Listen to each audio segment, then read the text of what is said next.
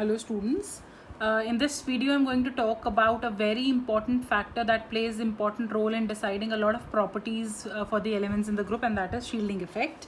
I'll start with taking an example of group 1. Let's say if I take lithium, potassium, sodium, potassium, rubidium, cesium and francium. I'm not going to talk much about francium because it is highly radioactive and much of the properties are not known about this element. And if I take the atomic number, lithium is 3. I'll tell you a trick also to learn. If you are going to learn the atomic numbers for the S block, then you can use the trick that you add 8 for the next, so the sodium becomes 11. Again, if you add 8, the potassium is 19. And since after that D blocks comes into the picture, you can directly add 18, then again 18 and then 32.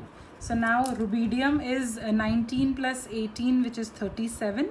37 plus 18 becomes 55, and this is 87. This is a way that you can use to memorize the atomic numbers of the S block elements. Now if I write down the electronic configuration, this becomes 1s2, 2s1. Similarly, sodium becomes 1s2, 2s2, 2p6 and 3s1. If I talk about potassium, it is the nearest configuration is of the noble gas is argon here. So this would become 4s1. So as you go down, you will realize that they all are ending it with a ns1. For example, this is 2s1, this is 3s1, 4s1. Rubidium would be having the last configuration as 5s1, 6s1 for cesium and 7s1 for francium. So I can say the general configuration here is ns1, and that is why this is a part of the S block elements, as the last electron is entering the S subshell. Now we have learned in class 10th beta that as we are moving down the group, the size increases. Why? Because the number of shells are increasing. It was the second shell, then third, then fourth, and so on. The number of shells goes on increasing. So I will write that size increases as we go down. But what do you need to learn in class 11th is that the size increases but not regularly. Not regularly, what do I mean by this is, if you're going from, let's say, lithium to sodium, the size is definitely increasing. If you go from sodium to potassium, it is again increasing. From potassium to rubidium, there is an increase in the size, but not as much as we would expect, because we have expected a good increase from lithium to sodium and then sodium to potassium. But from potassium to rubidium, the size increase is not as good. And in fact, from rubidium to cesium, the size increases even more less. And when I talk about the last two, cesium and francium, I say the size is almost similar. Forget about increasing.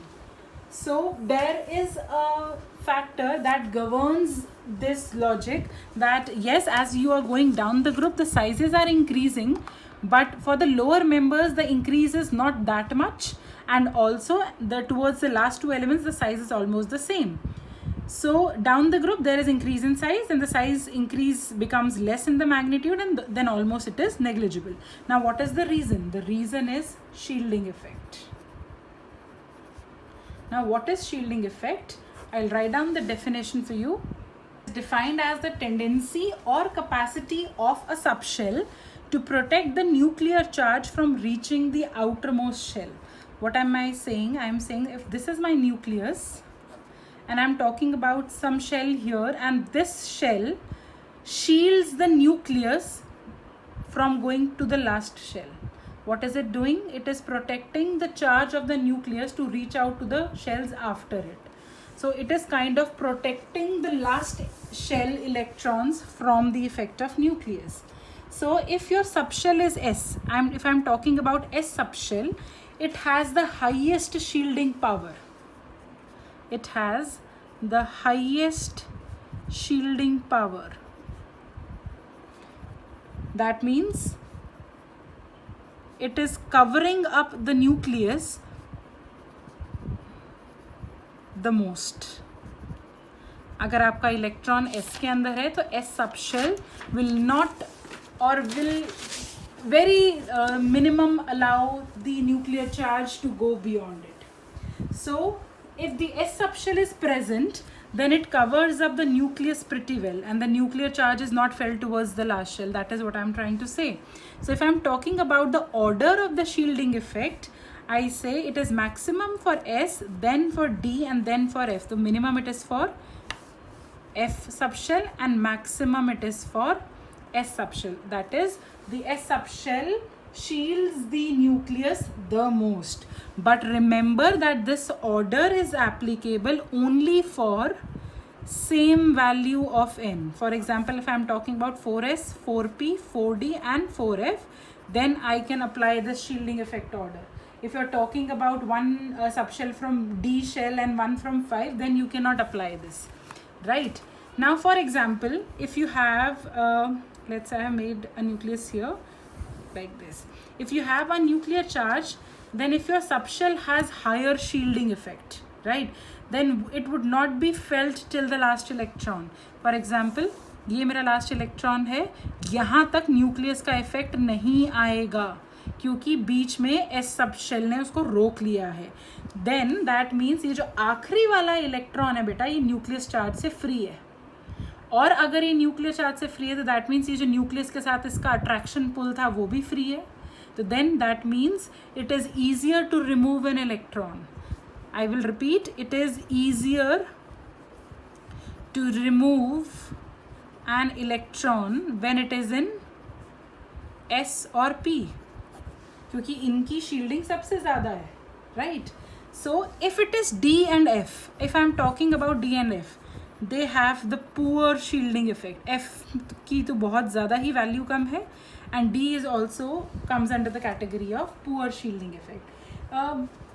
What exactly is shielding effect doing? It is like those perforated subshells, and the nuclear charge will pass through and hold on to the last electron, right? So the poor shielding effect का मतलब ये है कि अगर D और F में last electron है तो डी और F is behaving like those perforated subshells wherein there is space in between and the nuclear charge can pass from those space and reach the outermost electron. तो D and F ने क्या किया, उसको पूरे से protect नहीं कर पाया और न्यूक्लियर चार्ज उसके अंदर से निकल के लास्ट इलेक्ट्रॉन तक चला गया. Then even if it is farther away, then also this would happen. तो अगर अब इलेक्ट्रॉन डी एंड एफ से, जो न्यूक्लियर चार्ज है डी एंड एफ को पास करके पीछे तक चला जाएगा बेटा, then that means nucleus charge और the attraction force between the nucleus and the last electron would be there, right. And if the nucleus is able to hold on to the last electron because it was in D and F, then that means it is still in the charge of nucleus and the attraction is more, and I can say that the size won't increase. Size increase कब करता है, जब वो nucleus power से दूर चला जाता है तो शेल्स दूर दूर एक्सपैंड हो जाते हैं. पर अगर न्यूक्लियस का पावर लास्ट तक है तो साइज बेटा बढ़ेगा ही नहीं. So size won't increase as much as it should have. हम एक्सपेक्ट तो कर रहे हैं क्योंकि वो एक और पीछे शेल में चला गया तो बहुत बड़ा हो जाएगा. ऐसा नहीं होगा अगर आखिरी का इलेक्ट्रॉन डी एंड एफ में गया बेटा, क्योंकि वो क्या करेगा, वो न्यूक्लियस को पूरा कवर अप नहीं कर पाएगा और जो न्यूक्लियस का पावर है वो पीछे तक जाएगा और वो उसको रोक लेगा.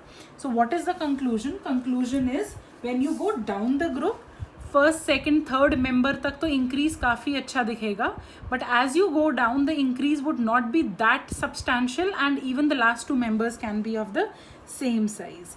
बट हमने क्लास 10th में पढ़ा था कि कुछ भी हो, as we move down the size will increase.